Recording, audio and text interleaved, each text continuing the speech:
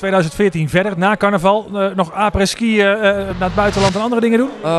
Ja, dat geloof ik wel. Maar ik heb mijn agenda niet. Maar ik heb in ieder geval... we kijken altijd bepaalde punten van het jaar, zal ik maar zeggen 2 keer per jaar van. En in december hebben Matthijs is de manager en ik samen gekeken van hoeveel staat er nu voor het komende jaar voor boekingen. Nou, er stonden dit afgelopen jaar december meer boekingen voor dit jaar dan in dat jaar ervoor. Dus ik heb alle vertrouwen en ik vind het toch leuk werk. Dit gaat er toch gewoon mee door. Of mensen nou willen of niet, kan mij niet schelen, we gaan gewoon door. Hoe lang zit nou Ronnie Ruijs al eigenlijk in het vak?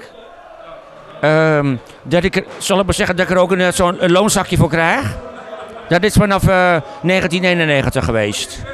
En daarvoor was het eigenlijk, zal ik maar zeggen, flauwekullen op de heftruck en op de wilde vaart en in het café van mijn ex-schoonouders en dat soort dingen. Gewoon, zal ik maar zeggen, voor de lol om de boel een beetje aan het draaien te maken.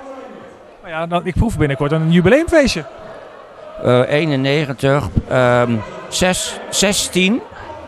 In 16 zou het dan echt, nou goed. Maak je borst maar dat door, want voor die tijd stop ik er toch niet mee. Moet al voor de trap of zo bieden met een of andere dingen, maar voor de rest, ik ga gewoon door.